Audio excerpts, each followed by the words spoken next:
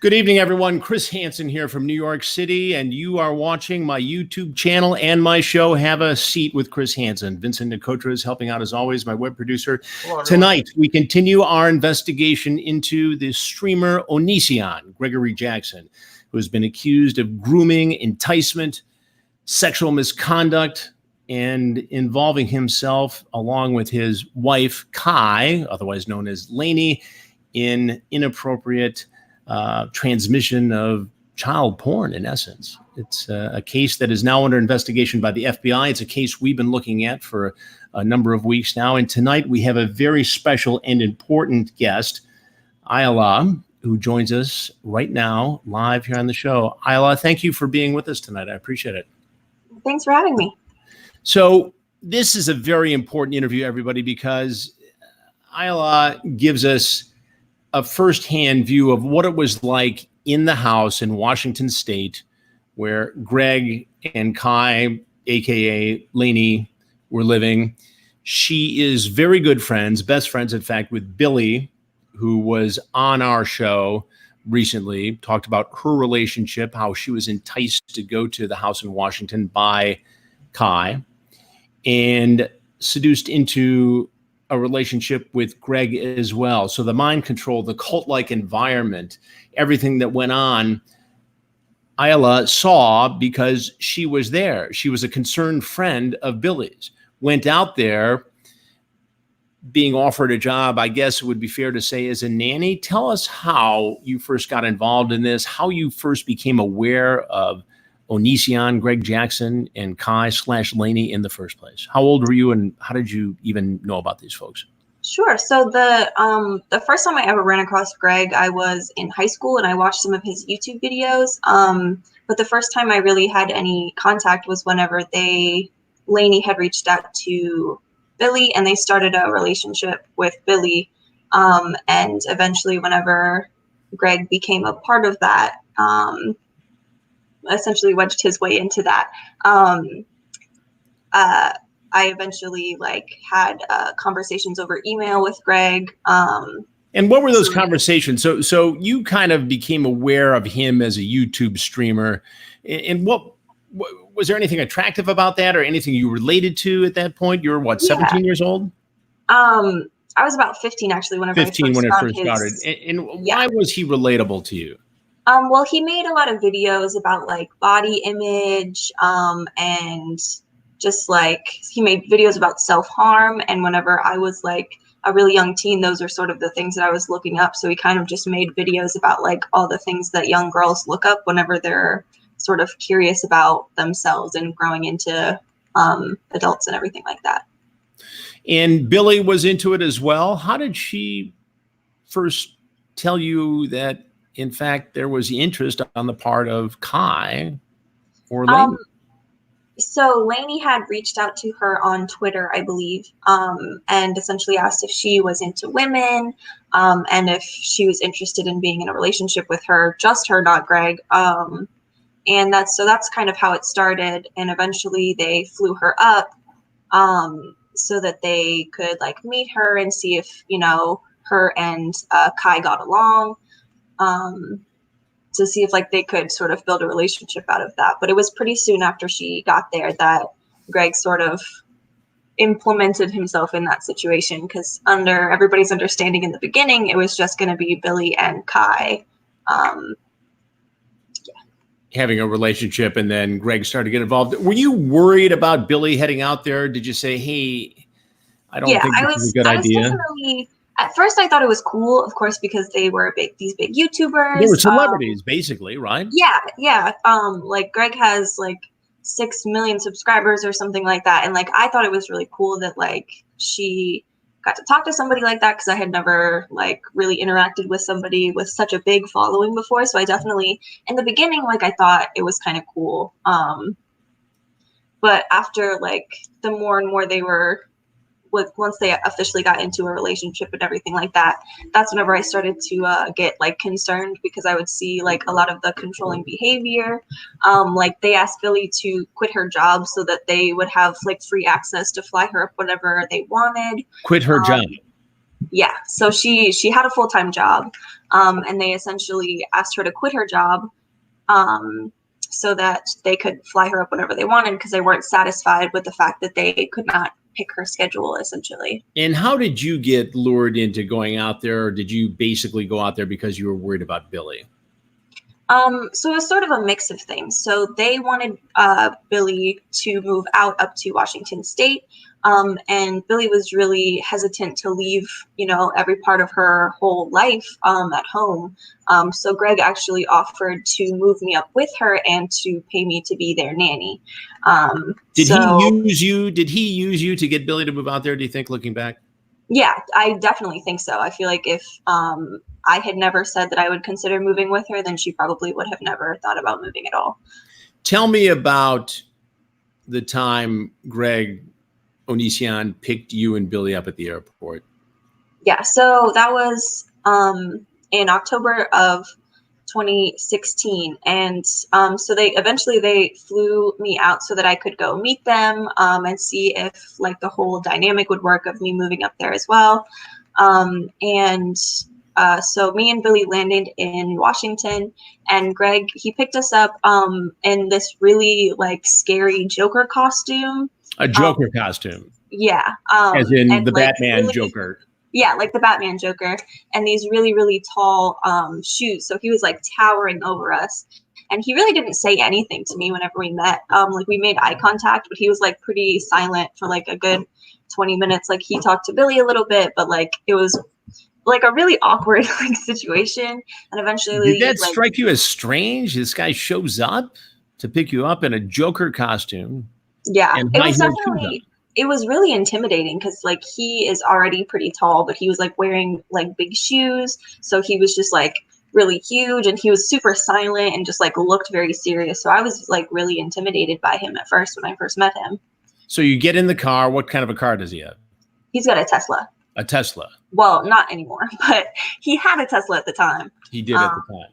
Yeah, and so we drove back to the house, and that's whenever I was introduced to Kai and to Sarah, because Sarah was staying in the house at the time. So Sarah, let me just back up a minute, who was on our program a few weeks ago, was also lured, enticed, groomed online at a young age, and then brought out by Gregg and Kai to the home in Washington. She was 16 or so at the time, and they actually sought and got guardianship of her, and ultimately she got into a relationship with Gregg and Kai.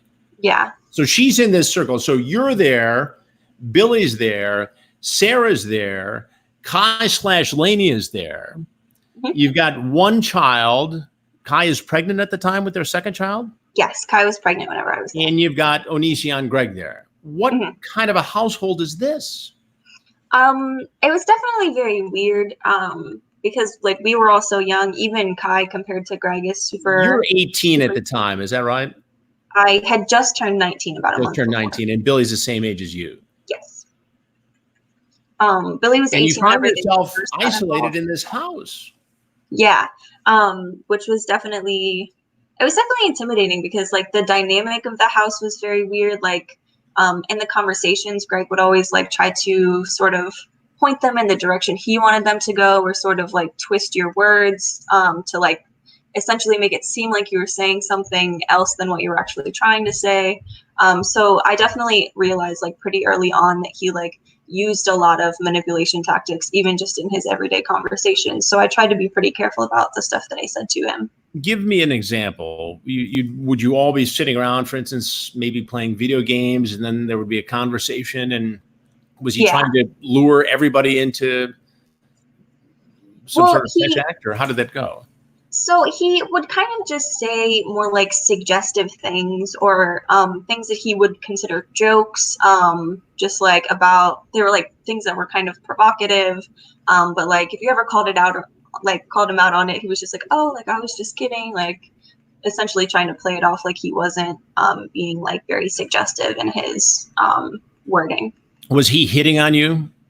Yeah, I don't think he wasn't ever directly hitting on me. I think the biggest thing that I would ever consider like the most direct thing is once I had said something about the fact that his relationship was a triangle, and he was like, "Oh no, it's really a square." And at the time, I didn't Meaning really you were the fourth corner of it. yeah. Well, see, at the time, I didn't realize if he was talking about me or if he was talking about Sarah, because there were only, two other girls there. And I really didn't say anything about it whenever he said it, because I didn't know if he was joking or if he, meant it was me. And I obviously was there with my best friend who they're in a relationship with. So I was just like essentially just backed away. I just left the room when he said that to me. Billy basically started in all this as being in a relationship and kind of a let's see how it goes thing with Kai. Yeah. What was the relationship there? Well, so Billy started dating Kai. Like they were in a romantic relationship. They were girlfriend and girlfriend at the time. Even though Kai was married to Gregg Onision. Yeah. They decided that they wanted to be polyamorous, which just means like you bring in somebody else. But originally it was just supposed to be Billy and Kai. But Gregg essentially like put out the idea that like he thought that he was getting something out of it. And so like that's sort of how that spiraled into what it became. And what did it be? What did it become? How would you describe this? Well, so what it was like they all were dating each other, but they had very weird issues, and they didn't really discuss their boundaries a lot. So it was really, really easy for Gregg to sort of start fights in between Billy and Kai. That's something that he did a lot, where he would essentially tell Billy one thing or tell Kai something else. And then they wouldn't talk to each other. And that's something along those same lines happened with me and Billy, actually. I would have a conversation with Gregg while he was editing videos or something. And then later on, I would talk to Billy. She would be like, "Oh, Gregg said that you said this." And I was like, "No, it was actually, along the same lines, but he has like changed my wording so it comes off different." So that happened. He intentionally tried to miscommunicate, like to sort of switch to his essentially the narrative that he wanted. He was grooming her. Is that fair to say? Yeah, absolutely. He definitely, they took a very, very long time to sort of break Billy down and make her feel really, really bad about anything that she had done, even if it was, just the simplest things. And then it's like Kai and Gregg both would start posting online about how, Billy was terrible or she had done these things. So like she would feel humiliated. And this was even while they were dating. This didn't just start happening when they broke up, though he made so many videos when they broke up. But yeah. Do you think, looking back, that he was and Kai was trying to break Billy down, break Sarah down, to a certain extent, break you down so they could control you in what sounds like a cult-like environment? Absolutely. Yeah. They definitely Gregg would pry for like private information about your mental health or abuse that you had suffered, things along those lines, to try to find your weak spots and sort of come at you. Like one time, like I am a singer, that's what I do. And he made me record a video with him and made me intentionally sing bad in the entire video because he knew that it would bother me. So he could make fun of you. Yeah. So this is all a control thing for him. Right. Like he also found out that I am sometimes insecure about the way that I look. So when things blew up after we left, he made a video calling me ugly and all this stuff. He just tries to find the things that will really get under your skin, like specifically for each person. For someone who was 18, 19 at the time, for someone who is, so immersed in social media, this digital space, who might be a little vulnerable finding themselves, give me a sense of how crushing it is for a celebrity like Gregg to bash you, to beat you up verbally, to embarrass you on YouTube, Twitter, or any other platform? What does that do to a young woman like you? To be honest, it crushed me. I had never had like so many people like come at me at once and like tell me like a whole bunch of terrible stuff about myself, which was all in all just not true. And this went on for years, which I think was like the harder part about it, because I was just a teenager and I had, he sent literally millions of people. He's got 6 million followers, to come tell me just all these terrible things. And he made videos about like, if somebody called, like sent the police to her house, like what would they find? Like, just a bunch of crazy stuff. Like I really just felt like I was being prosecuted. And it was just like, I was like, I didn't even do anything to them. Honestly, I just wanted to make sure that Billy was okay. And I feel like that was the craziest part, is I always tried to be really respectful. Even you can see in my emails to Gregg, even when he, said I was, a scumbag and all of these other things, I still was very respectful in my emails to him, because I was doing my best to like not sort of perpetuate the problems. But You there were were basically so there many, to keep. I You were like basically eventually there to had keep an to eye say something on. about You it. were basically there to keep an eye on Billy, right?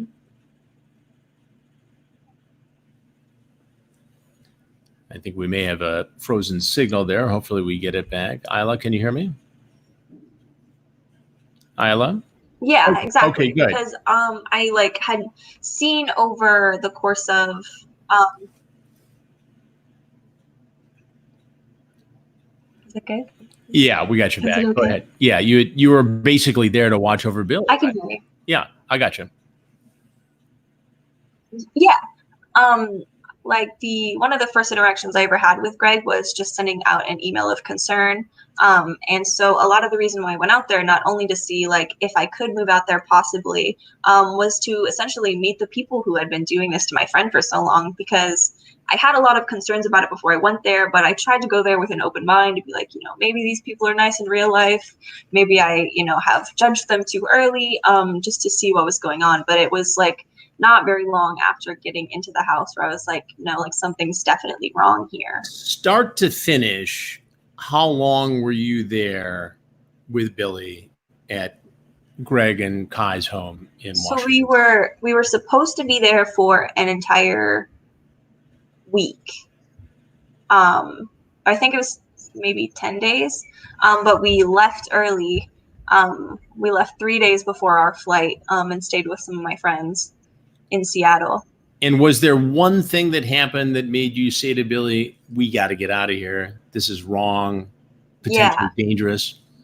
So it was after,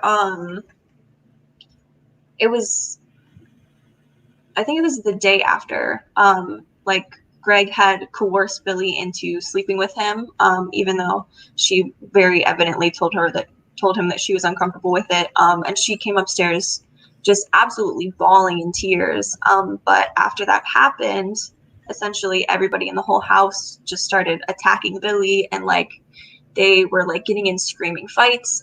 So Gregg like sat us all down and had us sign a contract, essentially agreeing to stay for another week. Sign a contract? Yeah. He like typed up this contract essentially saying that like we agreed to stay for a week. We agreed to like try to work things out and like keep the peace in the house and be nice to everybody. And there were a few more things, like just like little snippet rules, but I can't remember all of them. This is important, and I want you to tell me in detail, when Gregg allegedly seduced Billy, she would come to you afterwards, very Crying. distraught, very upset. Tell me exactly what she said and what she told you Gregg did to her. Well, so she told me that when they were hanging out downstairs, he essentially suggested that they should sleep together without Lainey. And she came up to me and she was like I tried to tell him more than a couple times that I was uncomfortable with it and that Lainey would be uncomfortable with it. And I think it's a really bad idea.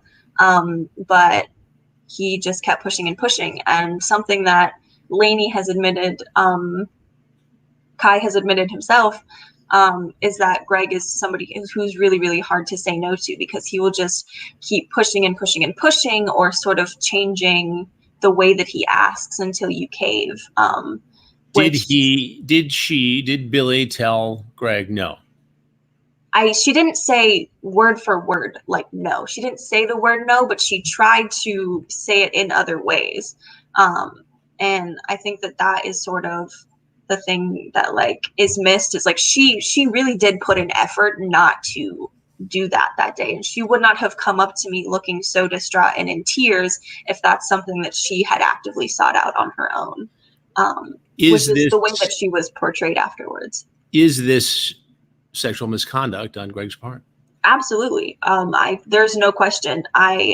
Since that day, which was really one of the biggest red flags, it was definitely huge, but like that day I was just like really concerned about what else, was going on whenever people weren't there, because like that's whenever everybody was home. That's when his wife was in the house, and I was there and Sarah was there, and these are still the things that he can get away with, even in close proximity to people who like would see it and realize that that's not okay. What was it that made you finally say, Billy, we got to get out of here?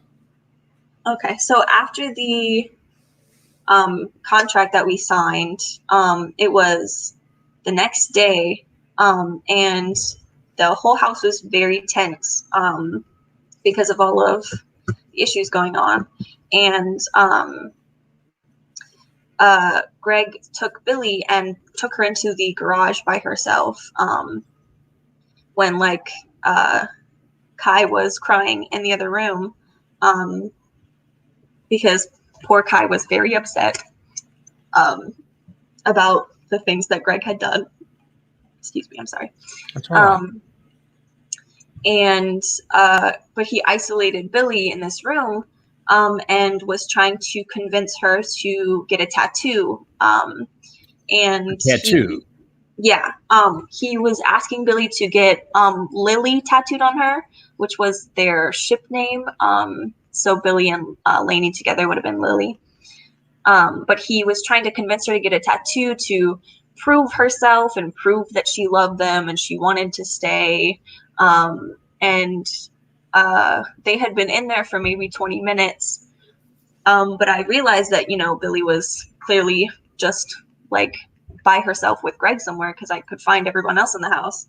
So I went into the garage, and he started trying to use me to convince her, like talking to me, being like, oh, well, don't you think that this is a good idea? And don't you think that she should do these things to prove that she's really in love with us? And I was very much like, no, that's a terrible idea. I don't think that she should do that. Like, I'm not on your side on this one. It's definitely a terrible idea.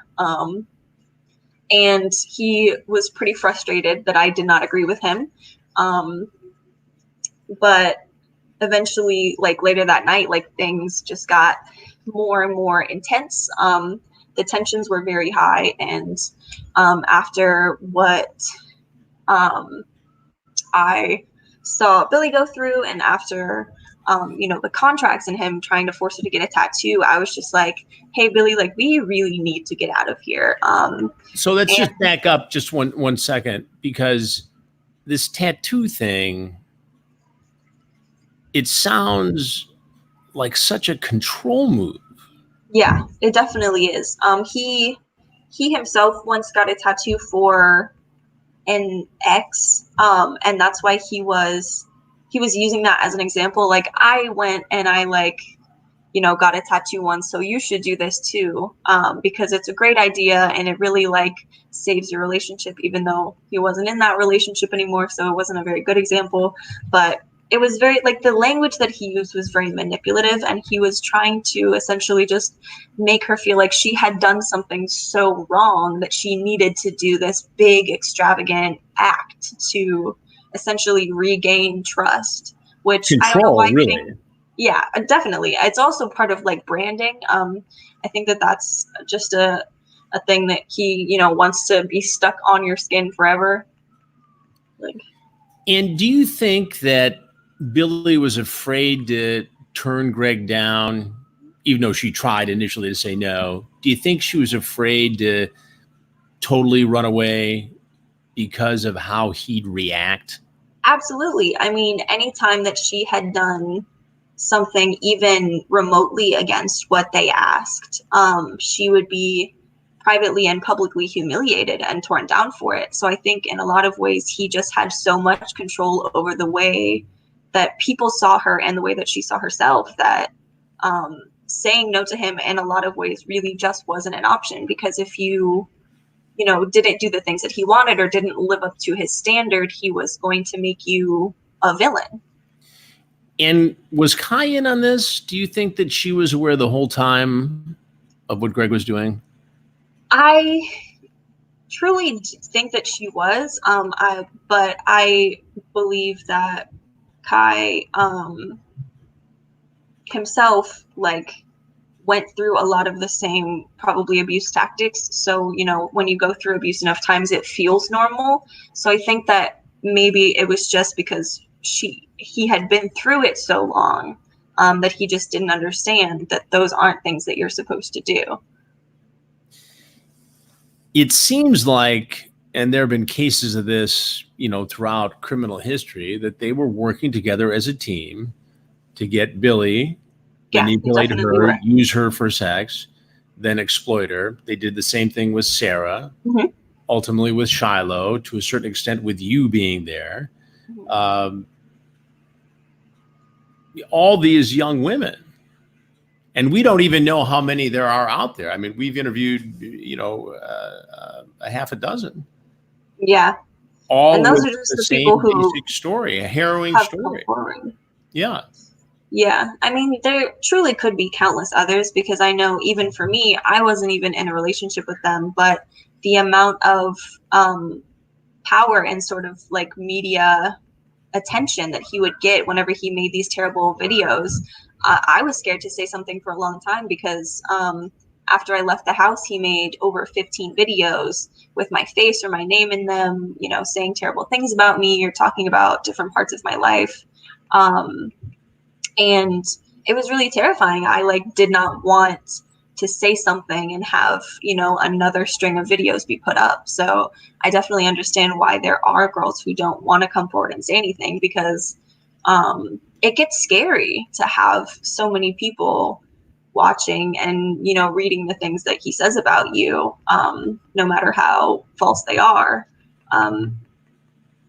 Yeah. There were other threats too. Didn't he at one point threaten? I know he did this with at least one or two of the young women, chaining them into the basement. Yeah. So part of after we had left, Gregg decided that Billy needed to earn her spot back, essentially. Earn her spot back after all this trauma. Yeah. After all this sexual misconduct, grooming, cult-like behavior. Yeah. He says to her, you need to earn your spot back? Essentially, yeah. He said you need to prove yourself. So he asked Billy to shave her head. He asked Billy to dye all of her hair green and get a fake tan, to completely remove her eyebrows, and also to chain her up in the basement for a week. And that's something that he brings up frequently, because she blatantly said absolutely not to all of these requests. And then he would shame her and be like, oh, you're boring and I can't believe you don't want to do this. And just essentially make her feel really bad about the fact that she wasn't even willing to do those things. They also asked her to make a public apology video, to be like, it was really all my fault, so that they could essentially publicly humiliate her more. But there was a long list of things that they tried to get her to do. They also tried to get her to tattoo "I'm a liar" on her. On her lower back, they wanted her to tattoo "I'm a liar." Who does this stuff? Crazy people, to be honest. I truthfully have never seen somebody try to force someone to do such crazy things. Oh, another thing that he tried to do was have her move to Washington State and not talk to anybody that she knew anymore, like me or her family, no one. Just to isolate her. Yeah, he was aiming for complete and total isolation. He asked her to move out there and not talk to a single person that she knew for an entire year. Now, little Sarah is living in the house at the same time, Hmm. and they're manipulating her as well. Yeah, they definitely, with Billy and Sarah, they would have them like caring for their kids and cleaning things, and essentially um, using them as like their what's it called?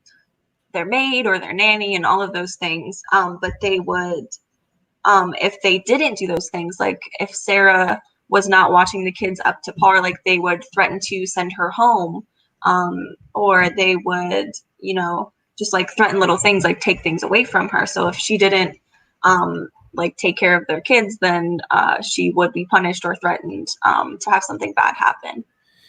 When did she have the second child? Was that after you guys left? I'm talking about Kai now. Yes.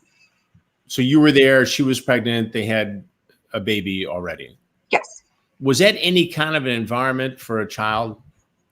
Honestly, no. I just feel like they like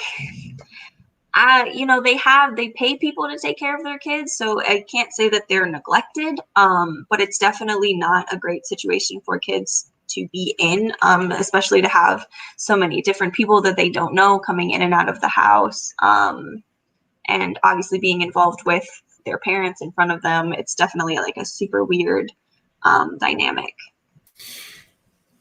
They actually made Sarah do an apology video, didn't they? Yeah. Whenever I spoke out at the beginning of this year saying that I suspected them of grooming because of some of the things that Sarah had said to me in the house when I was there, I essentially made a video detailing what I thought, well, what I knew, and the conclusions that I could draw from what I already knew. And after that, Gregg forced Sarah to make a video essentially saying that they had really never done any of those things, and that they were innocent of it, to try to disprove what I was saying, even though, as you have seen and you talked to Sarah, now that it turned out that it was all true. So you and Billy are in the position where you've basically got to sneak out of this house without Gregg knowing about it. Yep. So you mount a secret operation of packing, and you come up with an exit strategy. Yep. Why couldn't you just go to Gregg and say, look, this didn't work out, we're out of here, I'm done? To be honest, we were just scared of the confrontation. He was very manipulative, and he had already tried to get us to sign a contract to stay longer, and he was doing all of these things to try to essentially make it feel like we shouldn't leave or we couldn't leave. And like when we were in the house, like we essentially, like, they always knew like where we were. They were keeping up with us. Like I think me and Billy left the house only one time, like the entire duration that we were there, without somebody like with us. So you come up with this plan. What did it entail? How were you going to get out of there? And did you think if he caught you, he could hurt you? To be honest, I was scared about what would happen if he found us sneaking out. But what happened is I talked to Billy and I was like, hey, like, we really should get out of here. Like, can we go? Like, are you ready? Like, I see all of these signs. Here they are. Like, please, let's leave. And finally, we packed our bags completely silently. We snuck into where all of our stuff was, and we packed our bags, and we ordered an Uber. But we heard somebody coming, so we canceled the Uber probably 3 or 4 times because we were trying to be secretive about it. We wanted to get out of here. So you actually ordered and canceled Ubers 3 or 4 times because you were afraid of getting caught by Gregg.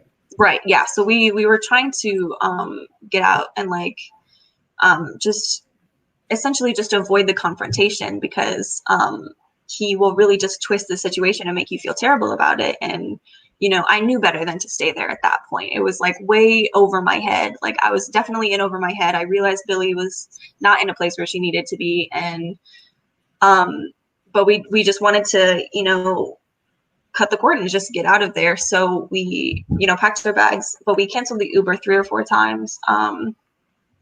And then we finally like got the Uber, and it was quiet in the house, so we figured that we were okay.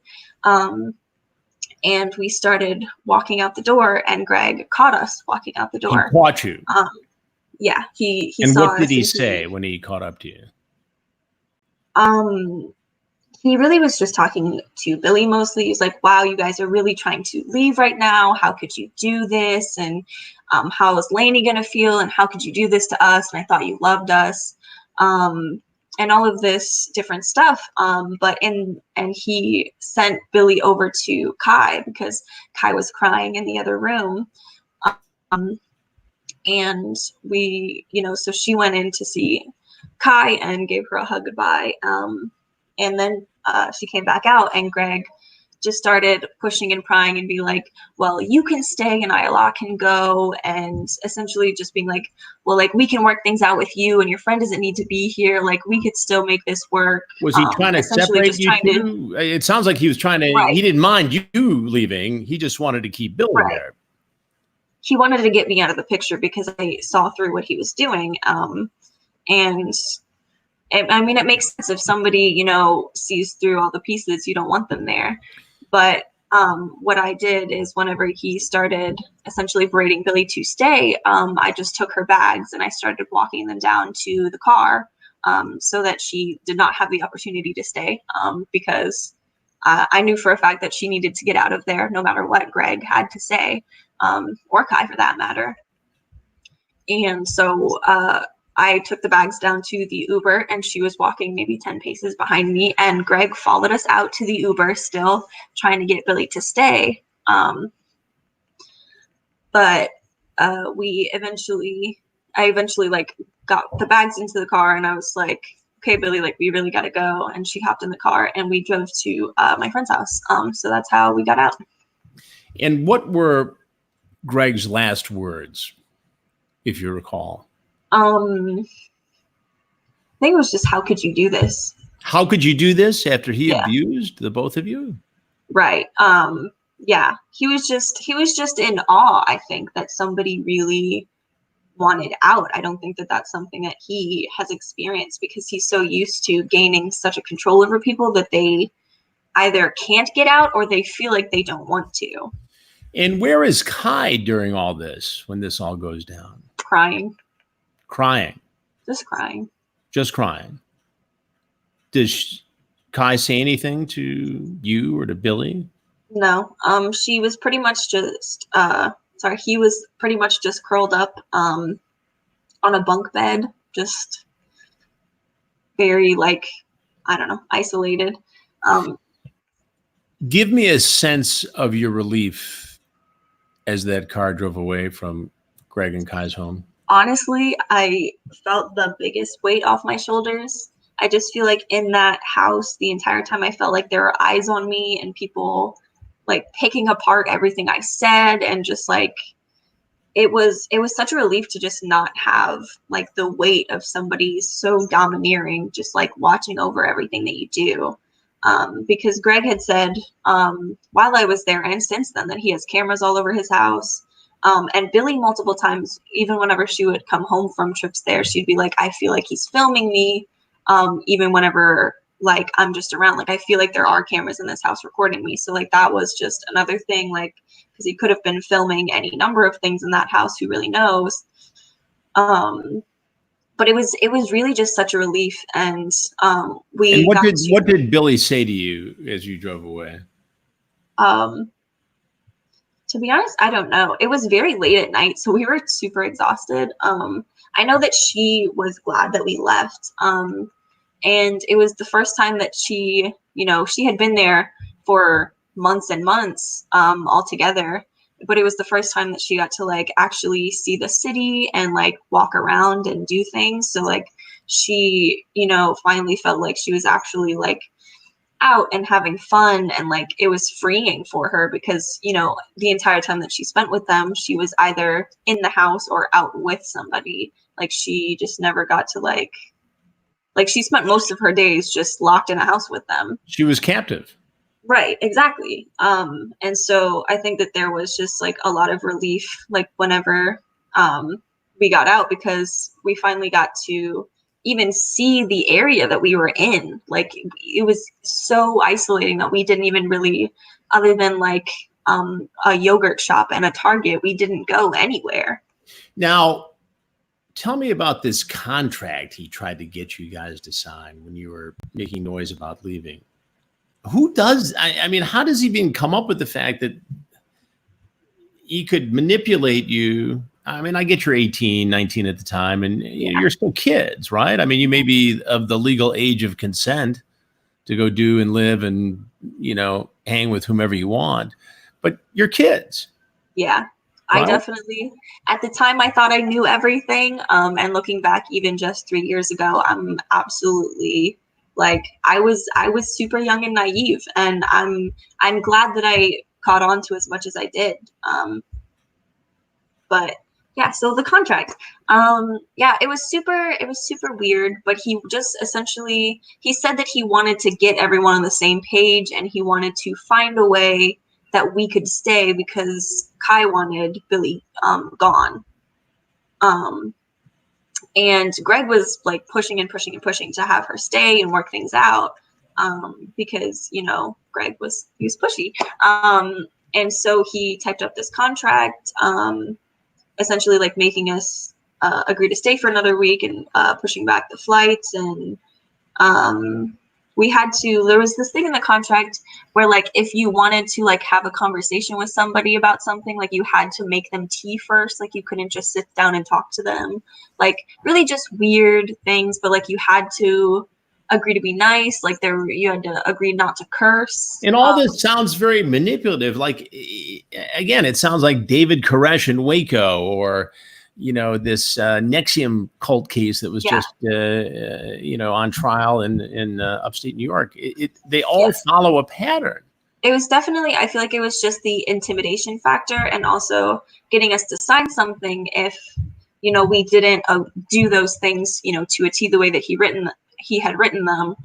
It was also just another way where he could be like, well, like in his public forums, to be like, well, they agreed to do this, but they didn't, because I think that a lot of what he does is sort of just gathering information or data, or just like random bits and pieces, like everything that's wrong with you, so he can use it against you later. He sort of makes a backup file just in case things don't work out the way that he wanted them.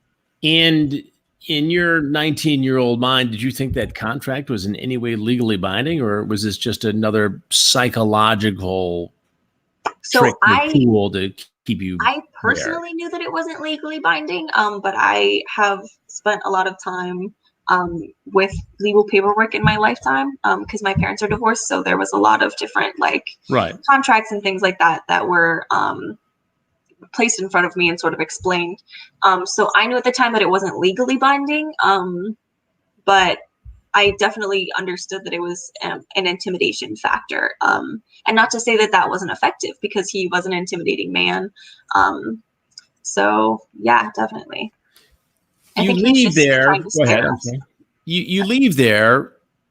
You weren't supposed to go for a few more days, or at least your flight that he paid for was not for a few more days. So you really were fortunate in that you had friends in Seattle where you could go stay. It's not like you had a credit card where you could go get a room at a fancy hotel in downtown Seattle. This guy and Kai owned you, basically, and Billy.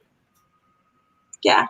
You didn't have a bunch of money. You didn't have, I mean, thankfully you were able to even get an Uber to get out of the place. Yeah. Actually, my friend Shibby's the one who bought the Uber, I believe. How much money did you have in your pocket when you were at that house when you left? Like $50 maybe. $50. Yeah, it was nothing. Billy? I believe she had money on a card, but I'm not sure. It wasn't much. We really were not. Right. I mean, so maybe you had maybe you had $100 between you, and you're trapped in this house on the other side of the country from where we live. On the other side of the country, no family, no friends. Thankfully, you did have ultimately friends live nearby. Yeah. How did you explain this to your friends when you got to their place in Seattle? Were they freaked out by it all?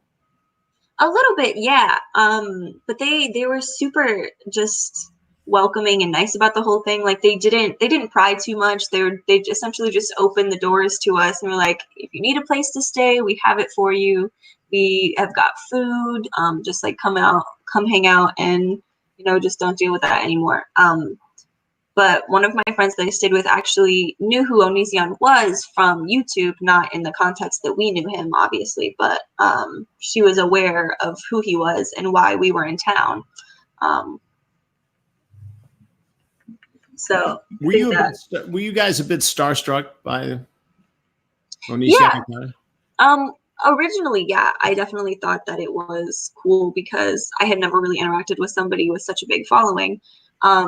And I watched his videos when I was younger, and so there definitely was a little bit of like a shock value to meeting him because I had seen him on the internet and on these channels, and even like just I thought it was cool in the beginning, but there's only so much that fame can make up for, and abusing young women is not something that you get a pass on just because you have some people who watch your YouTube videos. Now, Kai, did she try to convince Billy to stay? Did she have a conversation? Did he? We just to back up a minute. I think most people know this, but Kai is transgender, so the proper pronoun is he, even though Kai is the wife and childbearer in the relationship. I'm sorry if I messed that up. No, you're fine. I just want to be, I'm trying to be sensitive to everything that's all the moving parts here. But did Kai come to you or to Billy and say stay or go, or what was Kai up to during all that? So after what Gregg had done to Billy, Kai essentially wanted us to leave. And why did Kai want you guys to leave? Because she took Gregg's word for it essentially and blamed Billy for the whole thing, and just decided that she was really the antagonizer of the entire situation that they were in. So Gregg blames Billy for their intimacy, claiming that Billy lured Gregg into this. Essentially, yeah. And he sells that to Kai. And then Kai, whether faking it or sincerely, says you got to go because I'm upset that you weren't my girlfriend. You were also my husband's girlfriend. Yeah. Well, that's how screwed up is that? That's actually something that he has done with a lot of the girls. Like if he does something and he gets caught for doing something bad, he'll just blame the other person.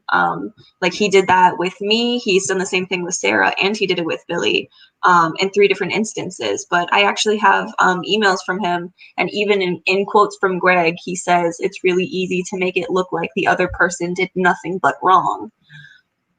So he is very aware that like it's easy to make people look bad, and if you need to do that, you can. Do you think Kai really loved Gregg? Or was this just all an act and part of a circus, essentially, to bring in viewers and make a ton of money on social media? I think that Kai started off as a super fan, and her, like I thought it was cool that Gregg had, a big YouTube channel in the beginning. But I think for Kai, like she was such a big fan that whenever they met, she was even past starstruck. Like she just threw herself into it. And I think it was more of like a fan obsession than love itself. But he was so young at the time that I think that I guess in some ways it could have developed into love, but it's hard for me to say that that's truly what it is. Whenever they interacted, it doesn't seem like a very loving relationship. They're quite standoffish to each other, actually. But do you think Kai was afraid to be alone with Gregg? And that was part of why the seduction occurred, why this grooming, luring, enticement took place for her to get somebody else in that house? I absolutely believe that because, like, if Sarah or Billy weren't there, she also had another friend who would come in and stay in the house, who was their nanny. I don't remember her name off the top of my head, but there was very few times where he had like opted to just be alone with Gregg. Um, And even at some points, I don't know if Billy mentioned this in her broadcast, but Kai at one point broke down crying in front of Billy, saying that she was very concerned about the well-being of her daughter because, who had not been born yet when we were there, because of the way that Gregg treats women. And I don't know if Billy said that in the broadcast, though she can corroborate the quote if needed. But there's definitely concern there, like, Kai herself has voiced concerns about the way that Gregg treats women. So I think that a lot of it could just be that he was scared to go through it alone. You get out of there with Billy. Sarah stays behind. Did you worry about that? Yeah. Because whenever I was there, Gregg would make inappropriate comments to Sarah, and Sarah would just come up and talk to me about it. Like one time he whispered "that booty though" to her, and she was only 16 at the time. So he was making provocative comments to Sarah, even while we were there. And me and Sarah sat down once while I was there and had a really long conversation about how her and Kai used to talk about dating and about how they had feelings for each other. And she had sort of hinted that there was more to it, more explicit things that they had talked about, though she never outright said it at the time because she seemed really scared to. So I was a little scared about leaving her there. I actually reached out to Sarah after we left because my own mother is a foster mother. And I was like, hey, I know that these people say that they're trying to take care of you, but like if you want a real foster home, like we have already been checked out by the state, like they're registered like in the system to be foster parents. Like if you need somewhere to go, like there is a place for you. Like if you can't go home and you don't feel safe there, like there are options essentially. So I clearly was concerned because I reached out and I said, if you need a way out, there is one. How much damage did Gregg, Onision, Kai / Lainey do to your friend Billy? A lot. To be honest, there was lasting damage. Like Billy got crazy anxiety. Before she was with Gregg and Kai, she used to be just really into going out all the time and meeting new people. And she was like very energetic. And after that, she became very, very isolated because in their relationship, they weren't really comfortable with her going out, or whenever she would hang out with people, they would make her feel really bad about it. And so it really sort of took a toll on her in a way that I don't know that she has recovered from, because it was a very traumatic experience for her. And I'm sure you could have seen even in your broadcast with her that even when she's talking to me about the things that happened to her, she can, get through one point or maybe two, and then like her mind essentially just gets scattered because she has flashbacks. She did an amazing and compelling job on this show telling her story. You saw it. And just as I will say to you, I say to everybody who comes on this show, this isn't about trying to embarrass somebody or to exploit some sort of relationship or judge the decision to go out there. That's not what this is about. People get lured into situations at vulnerable times in their lives. And at least Billy had you to drag her out of there. Yeah. What do you think would have happened if you hadn't been there? I would like to think that eventually she would have seen through it. But Billy, she's very loving and she's really sweet and she really puts a lot into her relationships. So I think that it probably would have gone further and gotten worse before she got herself out of it, because she is so willing to, put in effort for people that she cares about. And if you make somebody who's already willing to give you everything, to essentially make them feel like they need more, like she would have just drained herself for them. What strikes me, and what I think all of you have in common, is that you're strong and you're brave, and you got out of this situation, and you're able to talk about it as a cautionary warning to other people who may fall prey to Gregg and Kai, and to so many other potential situations that exist online. We've seen, Alex Jones online. We've seen all these other cases where, young, impressionable, vulnerable girls, and in some cases guys, get lured into these situations, and these people get, whether they're evil and they go into it to exploit their evil, or whether they can't handle the fame and attention of it all and they take advantage of young fans. It happens over and over again.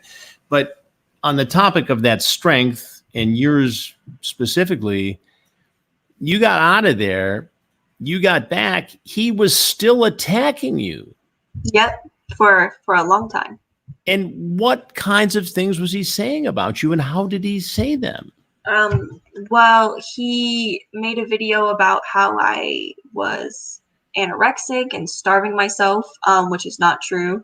About how I was really ugly and disgusting. He made a video about how I'm a drug addict and a criminal. He made a whole video about how it was actually me who was trying to pursue Sarah and not him. He made really just countless videos. He made, I think, 6 or 7 videos about the fact that my boyfriend cheated on me, just so I had to relive all the stuff that I went through with that. He would just constantly just like put my name or my tweets, my face, like in his videos, just to constantly sort of bring it up. And he, even like years after I had left, like the last time I received an email from Gregg was in September of this year. But he would like reach out to me even over time after I had left the house, essentially asking me for more personal information about myself so that he could like put it in his videos about me. Even though I have countless emails of me asking him to stop using my name and stop using, my face, and just to essentially leave me out of his content and to stop contacting me.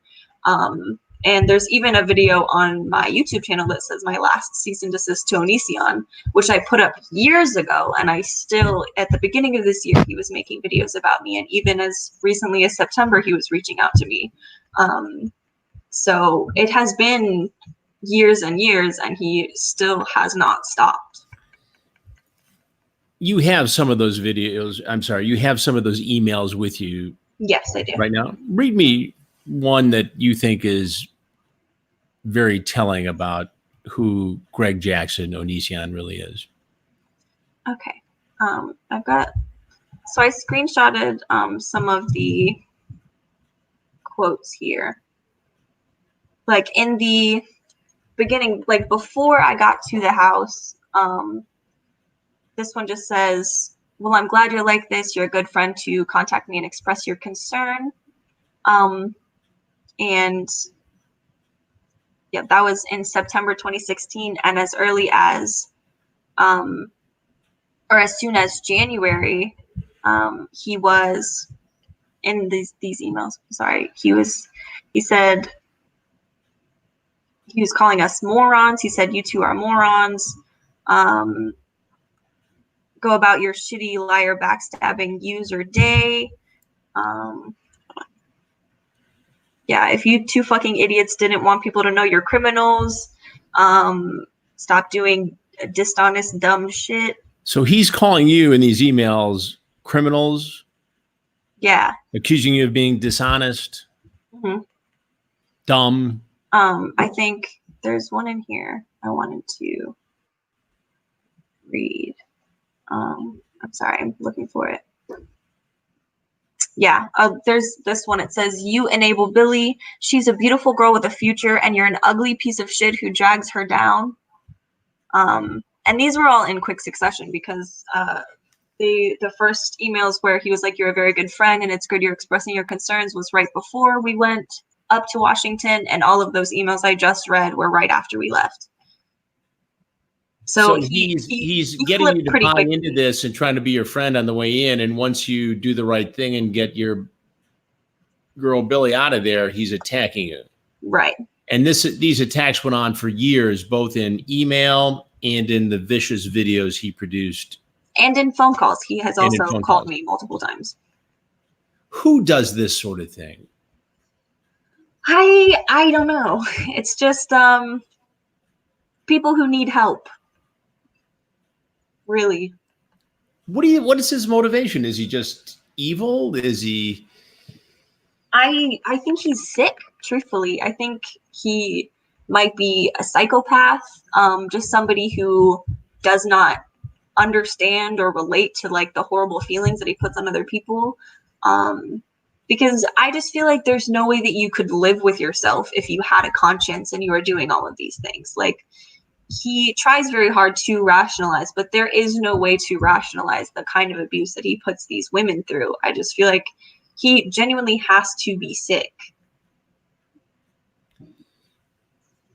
If you could say anything to Kai right now, what would it be? You know, you did bad things too, but there's always a way out. You don't have to stay there. You know, you made some bad choices and you should be held accountable for those, but you don't have to stay with this man who abuses you. That's truthfully, you just don't. And what do you say to Gregg? Stop. Just stop. Like, I don't even leave all the girls alone. Leave me alone. Just stop hurting people. What should happen to Gregg? Truthfully, I feel like they should both be held legally accountable for the things that they have done. I feel like you can't consistently abuse women for a decade and have nothing happen to you. It would be insane if that was, you know, acceptable, and it's just not. Should he be allowed to have a platform on YouTube where we are No. speaking right now? Absolutely not. I feel like that is the reason why he was able to manipulate and prey on all these girls, and he should definitely be deplatformed, because there is no reason that he should have access to all those young girls. And what does it say about YouTube that it has not deplatformed or been more aggressive with Onision, Gregory Jackson? I think that they just don't pay attention or they don't care. Because whenever things like Austin Jones came out, they, you know, let him keep his platform until he went to jail. So essentially any number of things you can do on YouTube and they won't take them down unless it's, you know, for their benefit specifically. Now, Gregg has been deplatformed on Patreon, which is arguably a less restrictive, I don't know if wilder is the best way to put it, but it certainly is more of the wild, wild west, I think, when it comes to social media platforms. Yeah. Patreon took him down. What does it say about YouTube? They're just very irresponsible. I feel like they will take down, you know, LGBTQ videos, but they can't take down, you know, videos of an actual predator who is abusing young women. I think it says a lot about them, but all the wrong things. What do you say? And again, you're smart, you're brave, you're articulate, as is every one of the young women who has appeared on this show and told their cautionary tale. But what do you say to other young women who are out there who are afraid of Gregory Jackson and what he might do to them, and maybe have not come forward to tell their stories so far? What do you tell them? I would say stand your ground. If you have gone through something with him, it's okay to say something. I know it's terrifying.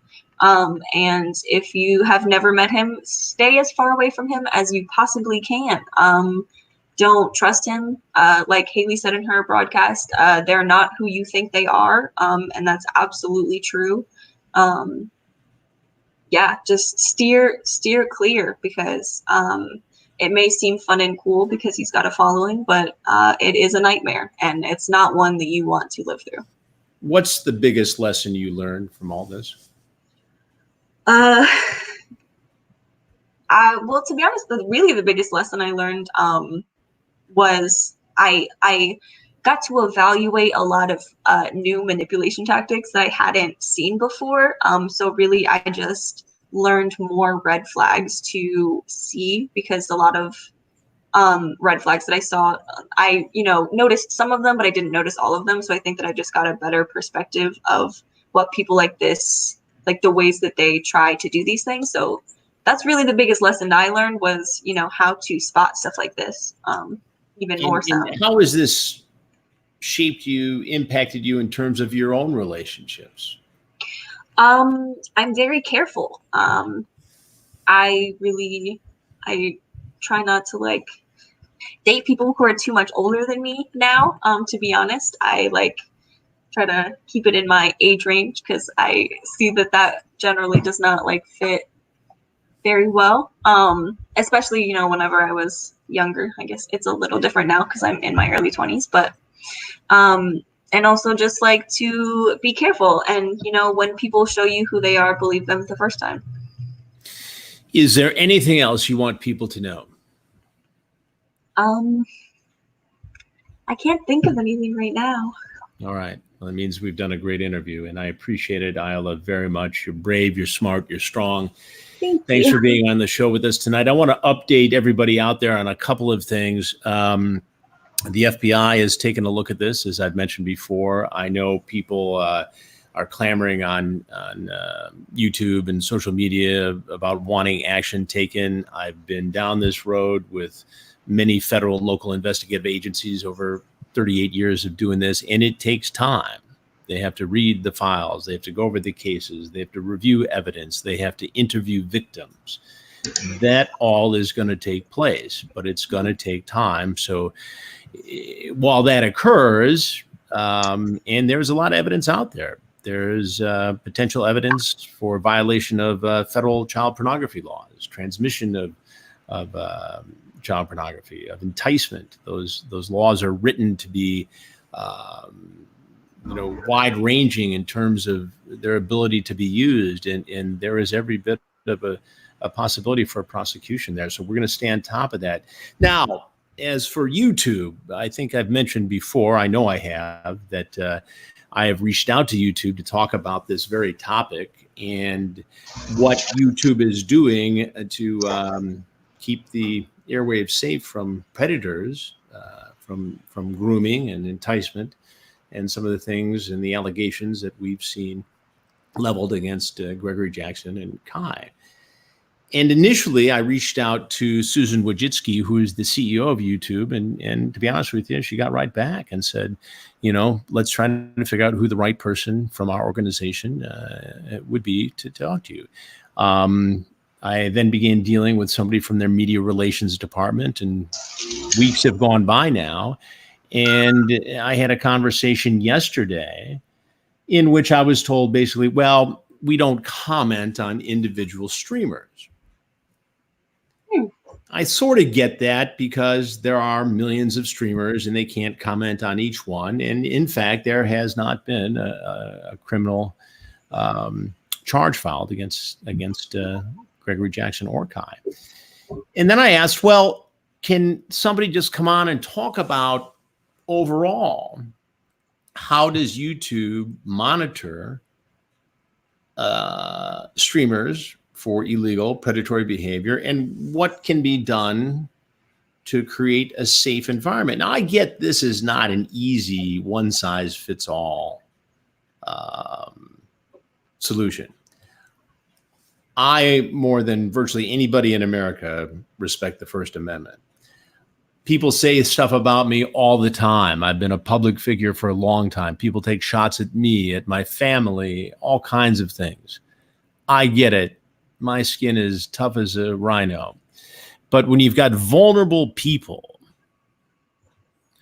who potentially have been victims of this guy and others, I don't understand for the life of me why somebody from YouTube doesn't come on this program. And I offered to fly out there with a camera crew and put the whole thing on tape. I understand it's being live is not for everybody and doesn't fit into everybody's corporate media strategy. But to be told that I'll review it with the team, we usually don't do interviews, and maybe I can refer you to some past statements on our policies about safety and preventing predatory behavior is absolutely unacceptable. It just isn't acceptable. And I'm going to keep pounding away at this until I get some answers. Now, I know they do media interviews. And I know if I did one, it would air here, obviously, but also very likely in a network television platform, because I do a lot of work there. I do more work there than I do here. And projects are coming up all the time. So given the fact that it is YouTube, why would you not come on this show on YouTube and talk about this? I'm a little, I just don't get it. One, it'd be a great opportunity for them to showcase what they're doing. And again, I get the First Amendment concerns. You know, I don't want to be monitored or stifled for what I do on this show, but I think we do our fair share of good here.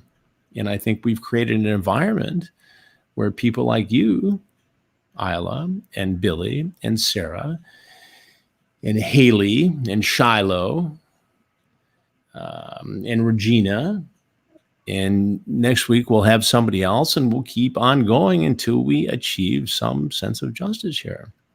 And once we do, we'll go on to the next topic, because I think we're doing something important. And I can't do it without you and the other young women coming on and talking about this. So that's what I have to say about all that. I want to thank everybody for tuning in tonight. Vincent, thank you as always. All the moderators who are out Chris, there. I'd like to add something. Go ahead, Vincent. I learned Onision is false copyright striking videos that don't belong to him. Affected our good friend of the show, Repsion.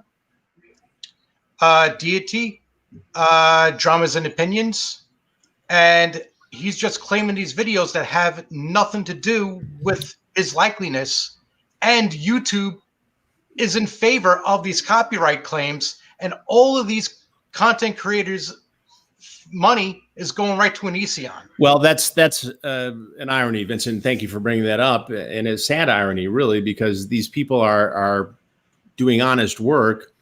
And what Onision is doing is then claiming that he should get a piece of that revenue or all the revenue, which just doesn't make any sense to me. But we'll address that at a different time. Thank you, Vincent. I appreciate it. Thank you, everybody out there. You've been watching Have a Seat with Chris Hansen, and we will be back next Wednesday at the same time. I'll see you soon. Thanks again.